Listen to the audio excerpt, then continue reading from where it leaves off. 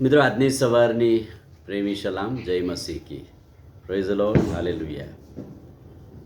દરરોજનું જે ખાતરીદાયક વચન પ્રાપ્ત થાય છે તે ડિફરન્ટ, જુદી રીતે પ્રભુ આપણને સમજાવે છે. તમે બીસો નહીં, ગભરાશો નહીં. પ્રભુ હાંક મારીને કહે છે. પ્રભુ એક એક વચનોમાં એક એક દિવસ દરરોજ કહે છે, બીસો નહીં અને ગભરાશો નહીં.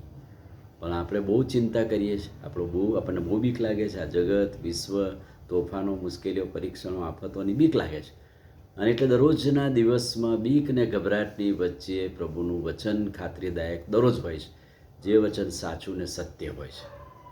આજનું જે ખાતરીદાયક વચન છે, યિર્મયાનો વિલાપ 3 અધ્યાય અને તેનું 55-57 વચનમાં, જે દિવસે મેં તને હાંક મારી ત્યારે તું મારી પાસે આવ્યો અને તે મને કહ્યું કે ભીષ્મા. જે દિવસે મેં હાંક મારી, જે દિવસે મેં બૂમ પાડી, તે જ દિવસે પ્રભુ મારી પાસે આવ્યા અને આવીને તેણે મને કહ્યું તું ભીષ્મા. કેટલી બધી વાર પ્રભુ ઈસુ ખ્રિસ્ત પોતે હૃદયરૂપી ઘરના દરવાજા આગળ આવીને ખટખટાવે છે. તમે બીસો નહીં, ગભરાશો નહીં, હું તમારા દ્વારે ઊભો છું. હું તમારા હૃદયરૂપી ઘરના દરવાજા આગળ ઊભો છું અને કહે છે કે જે દિવસે મેં તકલીફ, મુશ્કેલીઓમાં હાંક મારી, એ દિવસે પ્રભુએ મારું સાંભળ્યું છે. બીજું જે ખાતરીદાયક વચન છે, યોહાનની સુવાર્તા 14મો અધ્યાય અને 27મું વચન. ત્યાં શું છે પ્રભુ વચન? હું તમને શાંતિ આપીને જાઉં છું, મારી શાંતિ હું તમને આપું છું. જેમ જગત આપે છે તેમ હું તમને આપતો નથી. પ્રભુ કહે છે બીસો નહીં, ગભરાશો નહીં. અશાંત જગત, અશાંત વાતાવરણમાં હું મારી શાંતિ તમને આપું છું. જગત આપે છે એવું નહીં. જગત કેવી શાંતિ આપે છે?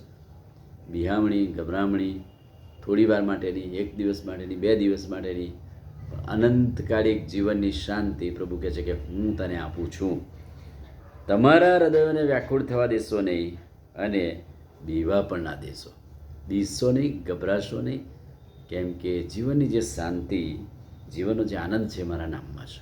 અને એટલે જગત આપે છે એમ નહીં. અને એટલે જગત તો તમારા હૃદયને તોડી નાખે છે, જગત તો તમારા હૃદયને ખીનભીન કરી નાખે છે. પણ પ્રભુ કહે છે કે એવા સમયમાં તમારા હૃદયને વ્યાકુળ થવા દેશો નહીં અને બીવા પણ ના દેશો. દેવ પર ભરોસો રાખો, દેવ પર વિશ્વાસ રાખો. એટલે મરણના પ્રસંગે, માંદગીના પ્રસંગે, મુશ્કેલીઓ અને તકલીફોના પ્રસંગમાં આપણે લોકોને આ વચનથી હિંમત આપીએ છીએ. તમારા હૃદયને વ્યાકુળ થવા દેશો નહીં. તમે દેવ પર વિશ્વાસ રાખો છો, મારા પણ પર વિશ્વાસ રાખો. બીસો નહીં અને ગભરાશો નહીં. ત્રીજું ખાતરીદાયક વચન, 2 તિમોથી 1:7. કેમ કે પ્રભુએ આપણને ભયનો આત્મા નહીં પણ સામર્થ્યનો તથા પ્રેમનો તથા સાવધ બુદ્ધિનો આત્મા આપ્યો છે. પ્રભુએ આપણને ભયનો નહીં પણ સામર્થ્યનો, સાવધ બુદ્ધિનો, ચેતવણીનો આત્મા આપ્યો છે. બીવાની, ગભરાવાની જરૂર નથી. અને કેટલા અસરકારક ખાતરીદાયક વચનો પ્રભુ દરરોજના જીવનમાં આપણને આપે છે. અને વચન સમજવા માટે દરરોજ પ્રભુ એની કૃપાને સામર્થ્ય આપે છે. આમીન. પ્રાર્થના કરી.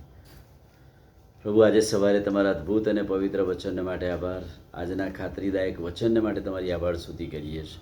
વચન દરરોજ અમારા જીવનને માટે આશીર્વાદિત થાય છે. ધન્યવાદના અર્પણો સાથે અમે અમારી જાતને નમાવીએ છીએ.